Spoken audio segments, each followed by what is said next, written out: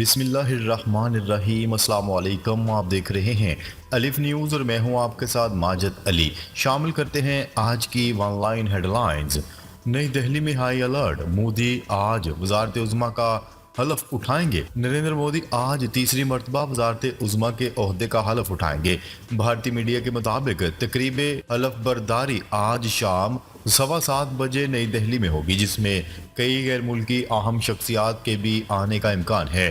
Media reports کے مطابق غیر ملکی اہم شخصیات کی ممکنہ موجودگی کے باعث نئی دہلی میں سیکیورٹی ہائی الرٹ کر دی گئی ہے۔ بھارتی میڈیا کے مطابق پولیس نے دارالحکومت نئی دہلی کو اگلے 2 دن کے لیے نو فلائی زون بھی قرار دے دیا۔ کانگریس نے راہل گاندھی کو لوک سبھا میں اپوزیشن لیڈر بنانے کے لیے قرارداد منظور کر لی۔ بھارتی سیاسی جماعت کانگریس نے پارٹی رہنما راہل گاندھی کو لوک سبھا میں اپوزیشن لیڈر بنانے کے لیے قرارداد منظور کر لی۔ بھارتی میڈیا کے مطابق کانگریس ورکنگ کمیٹی نے پارٹی رہنما راہل گاندھی کو لوک سبھا میں اپوزیشن لیڈر بنانے کے لیے قرارداد منظور کی ہے۔ بحیرہ احمر میں بحری جہازوں پر ڈرون، طیاروں اور بیلسٹک میزائلوں سے حملہ۔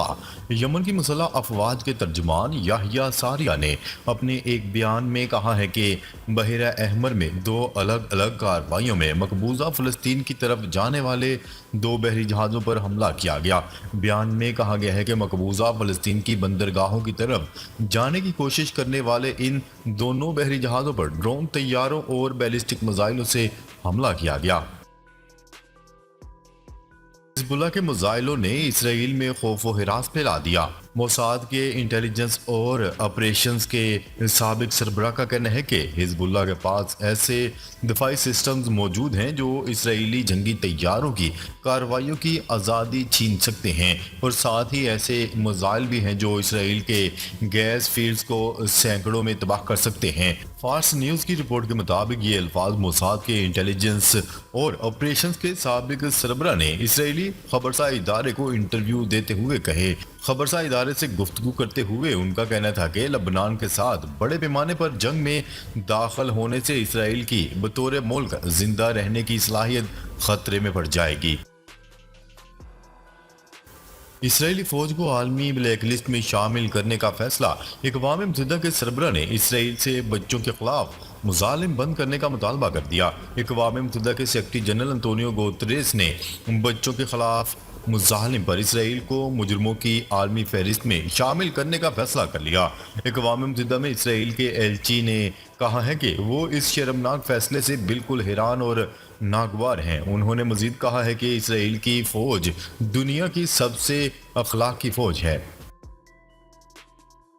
اسرائیل کا 4 یرغمالیوں کی بازیابی کا دعویٰ حماس نے ناکامی قرار دے دیا۔ اسرائیلی فوج نے غزہ سے 4 یرغمالیوں کو بازیاب کروانے کا دعویٰ کر دیا، جس کے رد عمل میں حماس نے کہا ہے کہ یہ کامیابی نہیں، ناکامی ہے۔ اسرائیلی خبرساں ادارے نے دعویٰ کیا ہے کہ اسرائیلی فوج نے غزہ سے 4 یرغمالیوں کو بازیاب کروا لیا ہے۔ اسرائیلی فوج کا کہنا تھا کہ 4 شہریوں کو نصارت کیمپ میں آپریشن کر کے بازیاب کروایا گیا۔ چاروں بازیاب اسرائیلی شہریوں کی صحت اچھی ہے، جنہیں ہسپتال منتقل کر دیا گیا۔ یوکرین میں فتح کے لیے ایٹمی ہتھیاروں کی ضرورت نہیں، روسی صدر ولادیمیر پوٹن نے خبردار کر دیا۔ روس کے صدر ولادیمیر پوٹن کا کہنا تھا کہ مغربی ممالک کے مجموعہ ایٹمی ہتھیار بھی روس کے ایٹمی ہتھیاروں کا مقابلہ نہیں کر سکتے۔ تاہم انہوں نے واضح کر دیا ہے کہ یوکرین میں فتح کے لیے روس کو ایٹمی ہتھیاروں کی ضرورت نہیں۔ پوٹن نے یہ بات سینٹ پیٹر برگ عالمی اقتصادی فورم سے خطاب کرتے ہوئے کہی۔ ہمارے پاس اب بھی بڑی تعداد میں اسرائیلی قیدی ہیں۔ حماس فلسطین کی مزاحمتی تنظیم حماس نے اسرائیل کو خبردار کرتے ہوئے کہا ہے کہ ہمارے پاس اب بھی بڑی تعداد میں اسرائیلی قیدی ہیں، جن کی تعداد میں اضافہ بھی کر سکتے ہیں۔ غیر ملکی خبرساں ادارے کی رپورٹ کے مطابق اسرائیل کی جانب سے 4 اسرائیلیوں کو بازیاب کروانے کے دعوے پر حماس نے اپنے بیان میں کہا ہے کہ قیدیوں کی رہائی کے باوجود اسرائیل کی اسٹریٹجک ناکامی نہیں بدلے گی۔ حماس نے کہا کہ رپورٹس میں ہے کہ امریکہ نے اسرائیلی آپریشن میں سہولت فراہم کی ہے۔ امریکہ محصور ساحلی علاقے میں جنگی جرائم کے مرتکب ہونے میں ملوث ہے۔ غزہ میں اسرائیلی جارحیت کے خلاف لندن میں بڑا احتجاجی مظاہرہ۔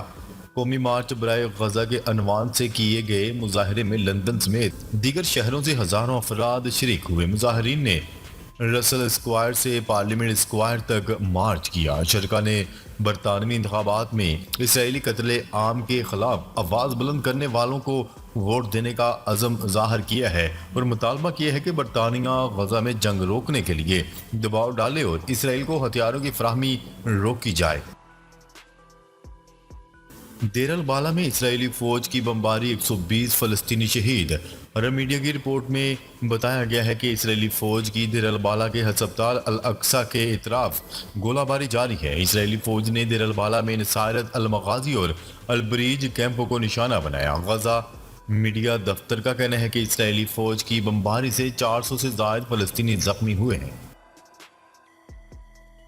امریکہ کا جوہری ہتھیاروں میں اضافے کا عندیہ۔ وائٹ ہاؤس کے معاون نے بیان میں کہا ہے کہ امریکی عوام اتحادیوں اور شراکت داروں کی حفاظت کے لیے مزید جوہری ہتھیاروں کی ضرورت ہے۔ آئندہ برسوں میں مخالف ممالک کی جانب سے خطرات بڑھنے کے خدشے کے باعث امریکہ کو اپنے اسٹریٹجک جوہری ہتھیاروں میں اضافہ کرنا ہوگا۔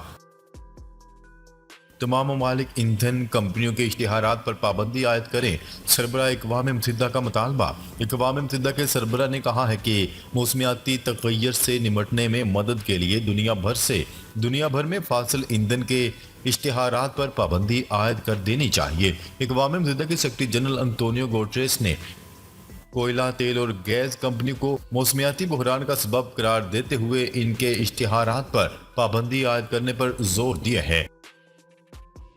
القدس ہمیشہ سے مسلمانوں کا تھا اور رہے گا۔ امام مسجد اقصی کے امام الشیخ خالد ابو جمعہ نے کہا ہے کہ القدس ہمیشہ سے مسلمانوں کا تھا اور رہے گا۔ یہودی آباد کاروں کا پرچم بردار جلوس فلسطینیوں کو الجھن میں نہیں ڈالے گا اور مقبوضہ بیت المقدس پر ان کے حق کو تبدیل نہیں کرے گا۔ انہوں نے اجتماع سے خطاب کرتے ہوئے کہا کہ وہموں اور گمانوں کا مارچ، بورڈوں کا حملہ اور لوگوں کی بڑی تعداد خوابوں کو لے کر ہمیں الجھن میں نہیں ڈالے گی۔ اس حقیقت میں کوئی تبدیلی نہیں لائے گی کہ یروشلم ہمارا شہر ہے، الاقصی ہماری مسجد ہے۔